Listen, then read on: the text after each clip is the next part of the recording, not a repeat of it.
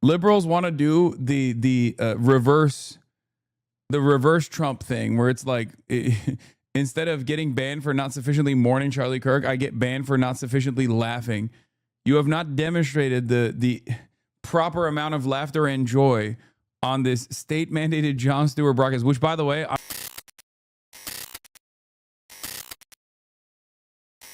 anyway, let's do it. Jon Stewart's post-Kimmel primer on free speech in the glorious Trump era. From Comedy Central, it's the all-new government-approved Daily Show. With your patriotically obedient host, Jon Stewart.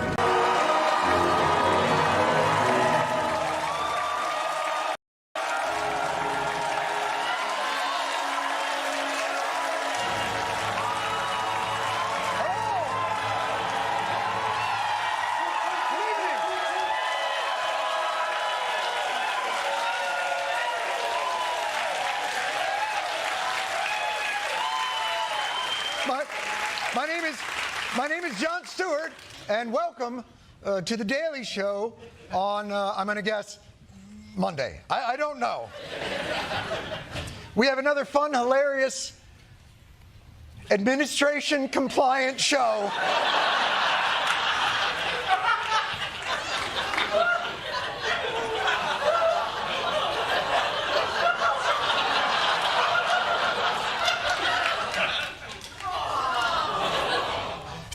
Doing? Shut up. Blow this for us.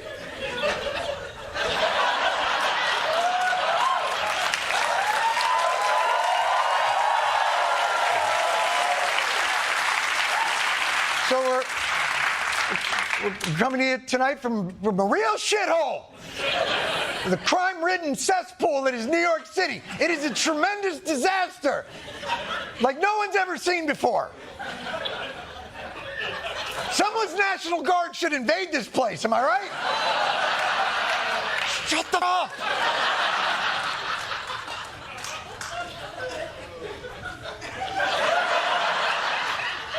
If you felt a little off these past couple of days, it's probably because our great father has not been home.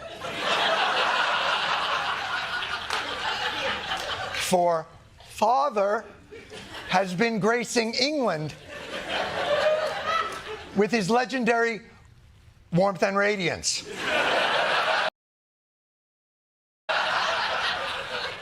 Gaze upon him with a gait even more majestic than that of the royal horses that pranced before him. He wowed the English with charm, intelligence, and an undeniable charisma that filled their air like a pheromone-packed London fog.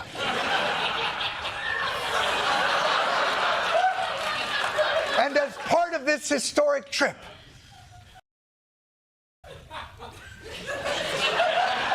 the perfectly tinted Trump dazzled his hosts at dinner with a demonstration of unmatched oratory skill.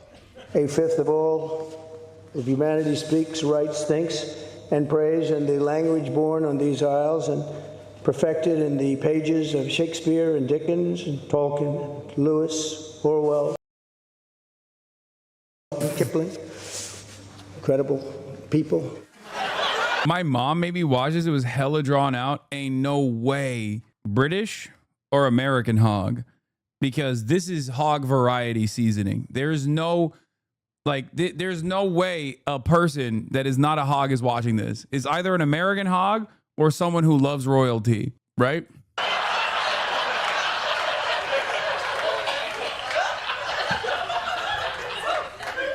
He didn't have to look down once.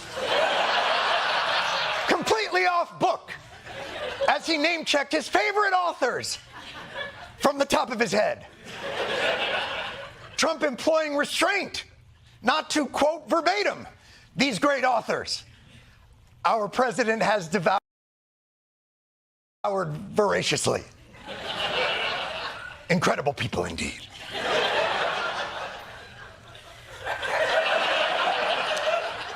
I'll tell you whose client list Trump's name is on: Dewey Decimals.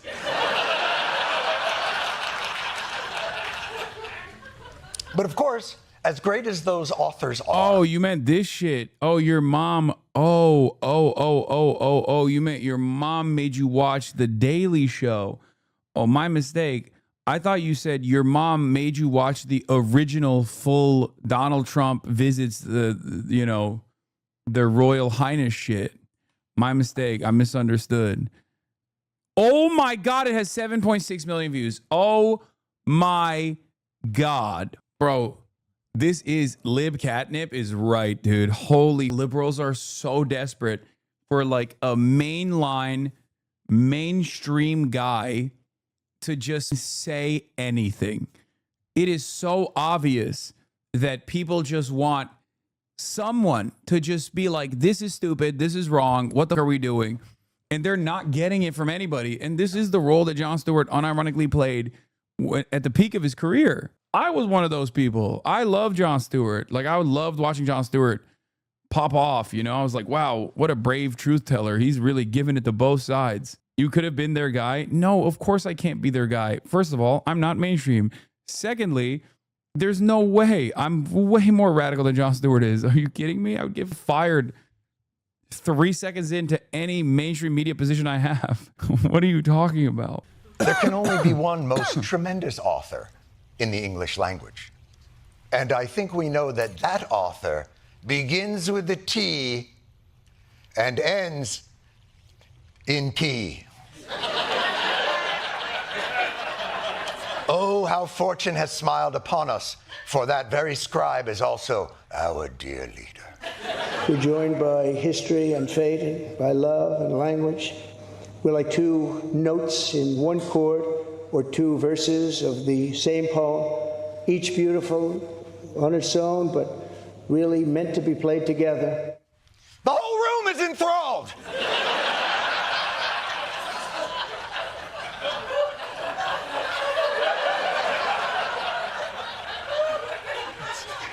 That's resting interest face. It was a most beautiful recitation, Mr. President. It brings me to tears almost as much as your favorite poem about that man from Nantucket. And the variety of things that man can do that rhyme with tucket. I'm gonna keep it a $1.50. I'm skipping this shit. I'm skipping the Trump UK tour. I don't care about Trump in the UK. Obama spoke out in support of misgive. This commentary offers a clear, powerful statement of why freedom of speech is the heart of democracy and must be defended, whether the speaker is Charlie or Jimmy Kirk, MAGA supporters or MAGA opponents. Okay. They hate to hate it to the guy, but that's funny. That's a funny retweet. That's not bad. Thanks, Obama.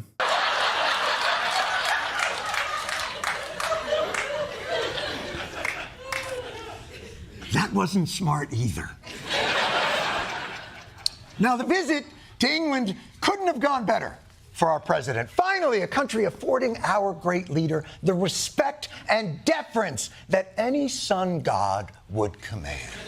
We saw the dismissal of a very well-known chat show host in America last night, Mr. Kimmel. Is free speech more under attack in Britain or America? How dare you, sir! How dare you, sir!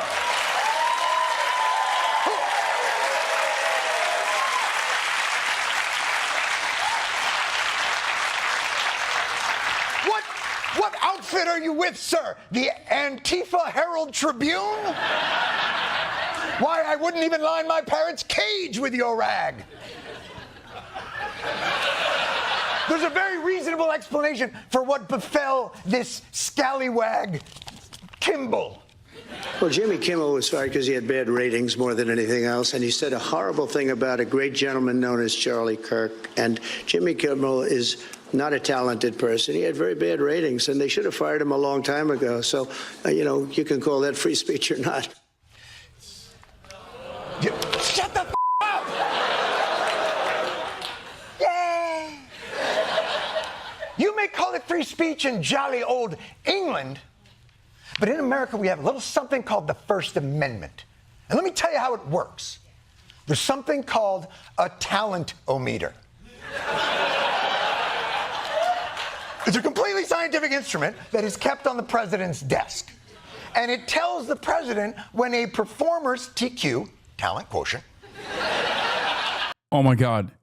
I don't care. You missed the funny part where Trump said Azerbaijan and Albania. Go back to the end of the UK thing. He talked about all the wars he ended. I don't care. Okay, he said the wrong thing. Let's just move on. Let's just move along.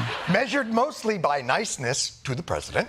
We're not going back. We're not going back. We're not going Certain back. level, at which point the FCC must be notified to threaten the acquisition prospects for billion-dollar mergers of network affiliates. These affiliates are then asked to give ultimatums to the even larger megacorporation that controls the flow of state-approved content, or the FCC can just choose to threaten those licenses directly. It's basic science. Read your Constitution. Read it. Look.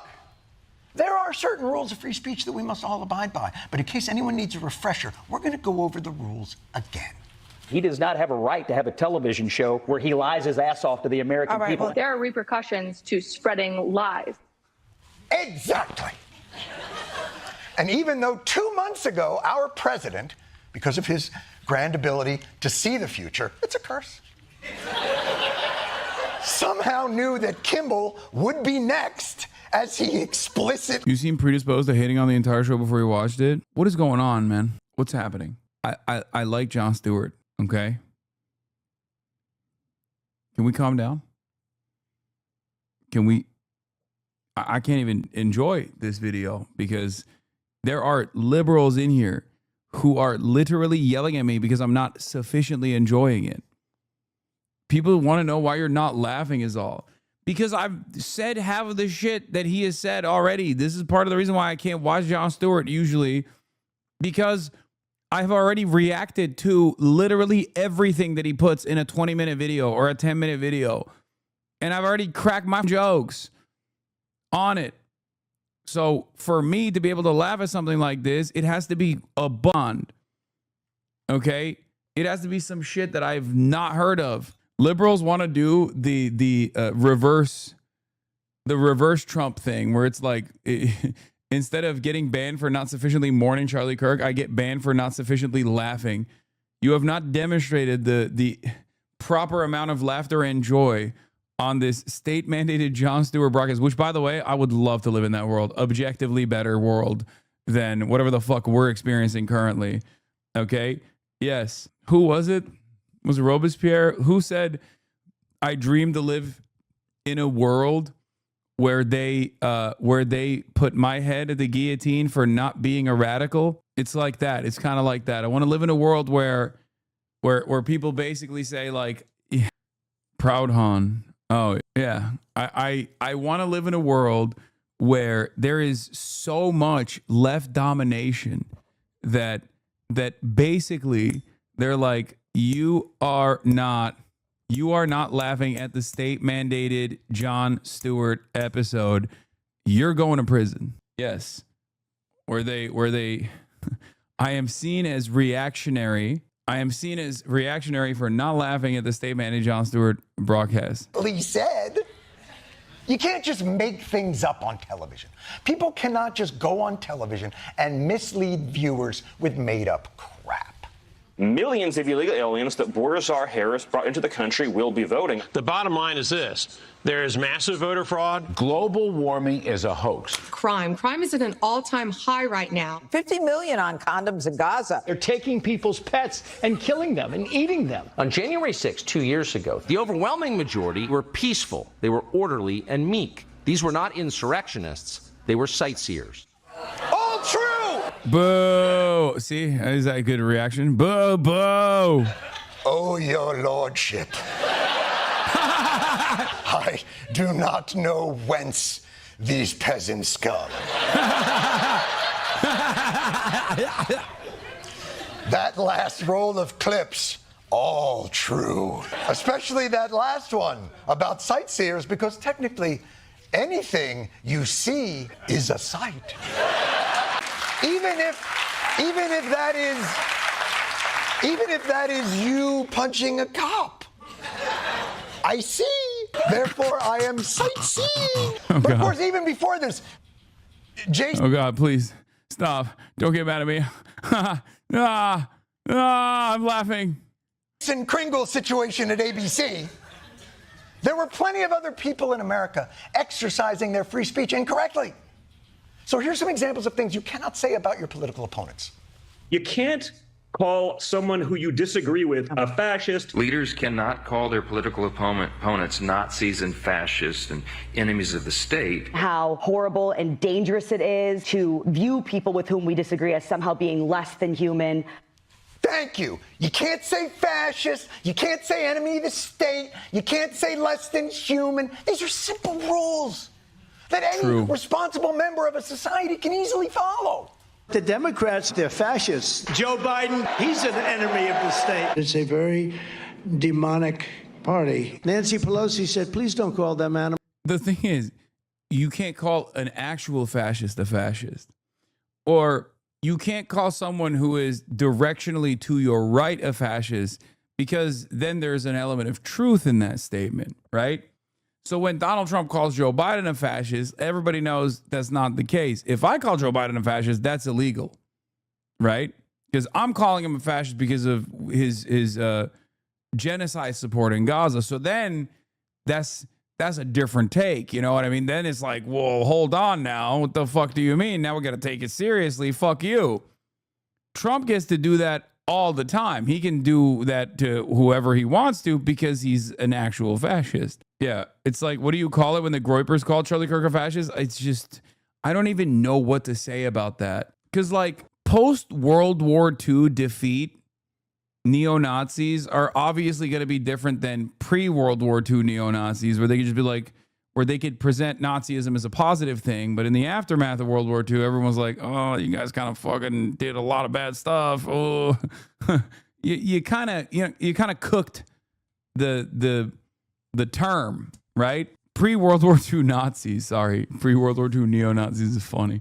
God, I'm so stupid.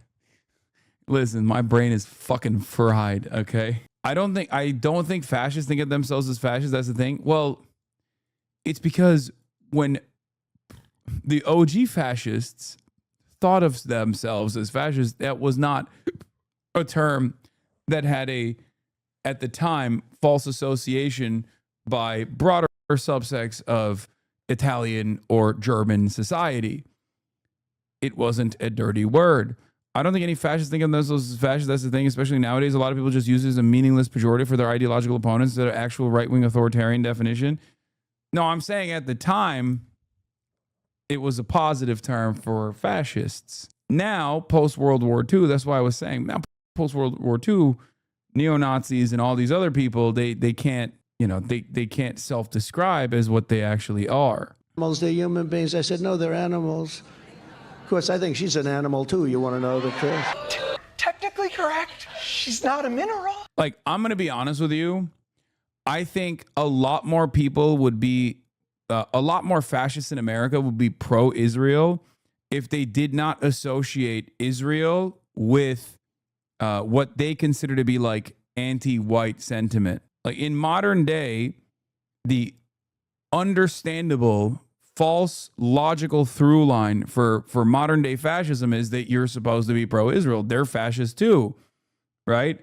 But I think a lot of neo-Nazis still hold on to the old gripes that the original Nazis held on to with respect to like Jewish control and all these other like insane conspiracy theories. And that's the reason why they attack Israel and attack Jews in general, because you got to have like a common enemy, right? You got to have this like story wrapped up in a bow. And the bow is Jewish all the time, which is why I always say when I hear like a neo-Nazi shitting on Israel, it almost feels like it's coming from a place of jealousy. Jealousy that they don't get to do Israel for white people in America, and anger and resentment directed back to Jewish people because in their minds they've thought Jews are the reason why they can't do that for white people in America. That's what it is. So in many ways, it's like fascist infighting. Anyway, he said that a long time. Are you saying neo-Nazis conflate Judaism with Israel? That's just unfair, dog. No, I am definitely saying that. Yes, I say it all the time. Both neo-Nazis do this, and also people like Jake Tapper do this as well. Yes. I would go back when I was doing a semester abroad in Abu Dhabi. You know what? It's not really about the specific words. It's about having a basic sense of humanity. People on the left are much likelier to defend and celebrate political violence. This is not a both sides problem. The First Amendment, though, does not protect entertainers who say crass or thoughtless things, as Jimmy Kimmel did. Thank you. Thank both of you. Or I think we only have to be nice to one of you. You know, it is true. I do. Point taken. Only a bad person would celebrate violence or make crass jokes about it. Nancy Pelosi, well, she's got protection when she's in D.C. Apparently her house doesn't have a lot of protection. Donald Trump Jr. shared an image of a hammer and a pair of underwear that had the caption, "Got my Paul Pelosi Halloween costume ready." Well, maybe Paul Pelosi. Yeah, Republicans are so violent that they're violent to Mike Pence. They wanted to hang Mike Pence. A registered Republican shot Donald Trump's ear. Thomas Crooks was a registered Republican. I cannot understand how anyone in this fucking country can still maintain with a serious demeanor this false assertion that it is actually the violent left that's always doing violence. It's like, brother, what are you saying? We are not living in the same fucking reality, dude. We are not living in the same fucking reality. It blows my goddamn mind. Republicans not only, like the far right, not only attack marginalized groups, marginalized communities deliberately and openly say they're doing it because they're Nazis. They're doing this because they're right wing. They're doing this because they think a great replacement is happening. They're doing this because they're like, I love Donald Trump and he is my man. And he told me that this is what I must do. I am his strongest soldier. And after all of that, these motherfuckers still turn around and go, nah, they're leftists, brother. It's crazy. It's crazy that the right is so violent that they're violent to themselves sometimes, where they're just like, it's not enough. He needs the hammer instead of the metal. Well, sometimes I feel like I'm one of the fucking few media figures that's just like looking at all this shit and being like, what are you saying? Because I never hear this on mainstream news. I never hear CNN or MSNBC even, or any number of different like liberal outlets go, what the fuck is this statement, brother? What are you saying? That political violence is a both sides issue at best? Like, that's the most we hear.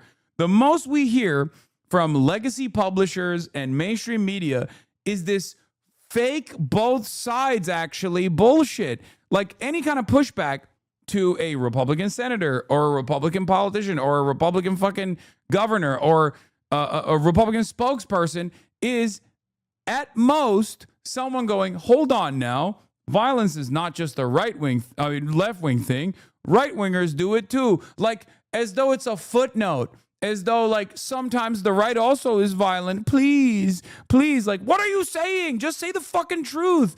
Oh my God, say the fucking truth. I don't understand it. It's like, this is not like remotely 50-50, guys. What the fuck? And a major issue here is that when you let them get away with this straightforward lie, okay, or when you only offer like a marginal pushback and be like, well, the right does violence too, then you've already given up. You've given up on the truth.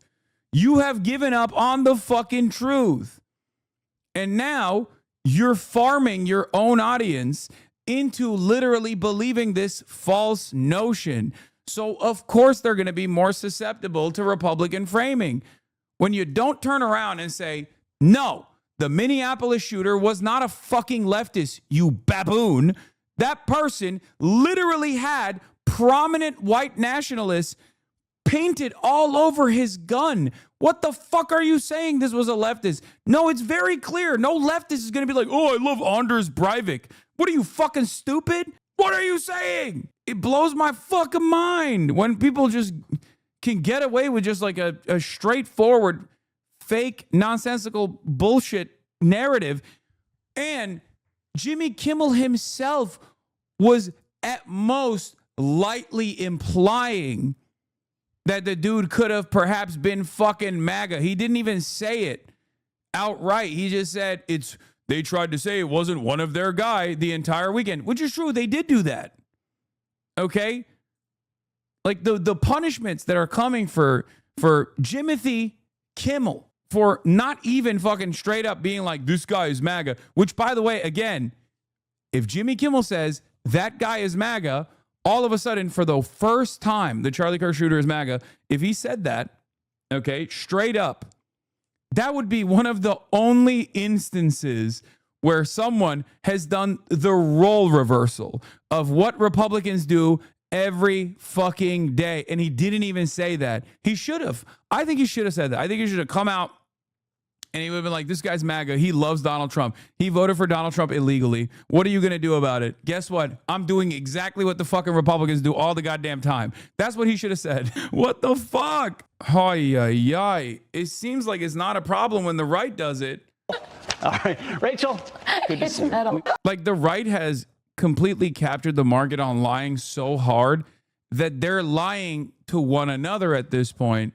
They're lying in a direction that actually harms the overall narrative that they're trying to concoct in the aftermath of the Charlie Kirk shooting. What I mean by this is Candace Owens, Tucker Carlson, and numerous other right-wingers straight up instantly after this assassination turned around and was like, nah, it's not trans people actually that you should be blaming. It's fucking Israel, okay? And now they're fighting amongst themselves. It's kind of like, it's the same thing that I was talking about with respect to right's proclivity to violence, where they get so violent that they start doing violence to one another.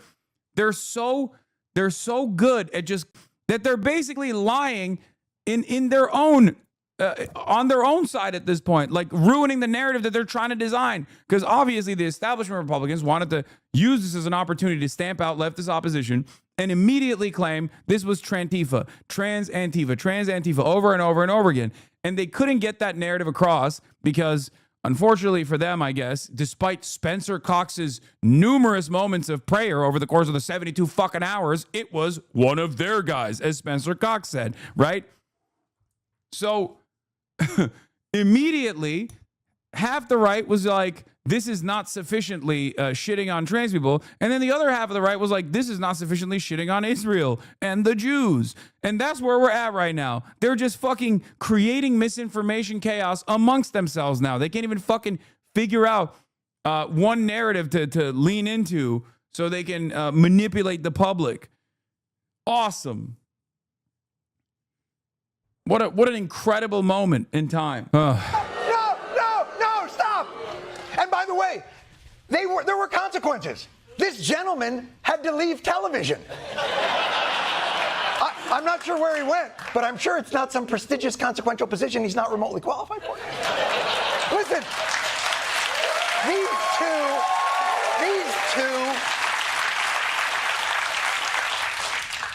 these two could learn a lesson from our dear president, who, like Santa, knows that we are all God's children and would never. That is what Santa is, right? God's children. Is that?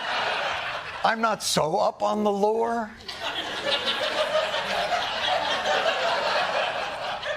I know he's good, but the president knows we're all God's children, and the president would never make light of a politically motivated attack.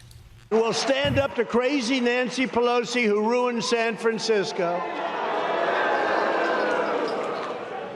How's her husband doing, by the way? Anybody know? You see, that's how it's done.